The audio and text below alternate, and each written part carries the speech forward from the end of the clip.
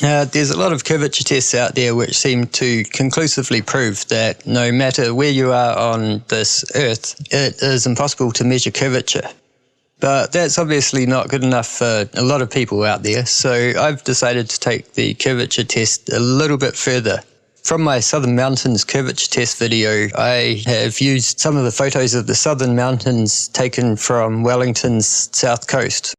This time I've picked out a few prominent peaks and determined their distance and height above sea level.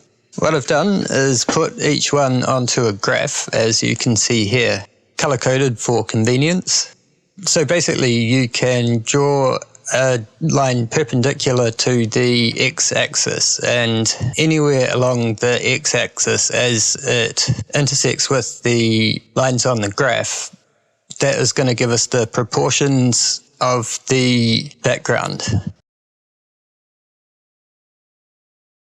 So we should be able to match the graph up to the photo, and the heights of the peaks should correspond. And if this works, this is absolute proof that there is no curvature.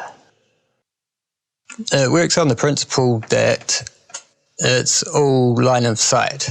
So as you can see here, I've put some concentric rings from the spot that the photo was taken, so you can see the relative distances, just to illustrate that what we see in the background is just line of sight, but the heights of the peaks have been extrapolated to account for distance and perspective. So let's see how they match up.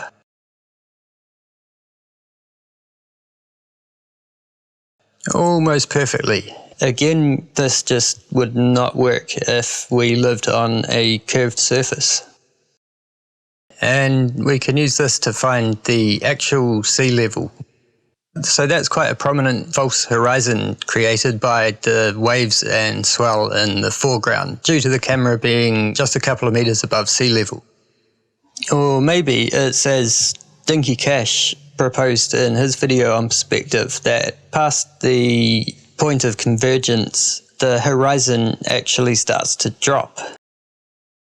So this seems to prove to me that perspective is a lot more complex than people think, and due to the fact that the further peaks do not seem to drop off, we can only conclude that it's flat. The perspective and proportions work out perfectly.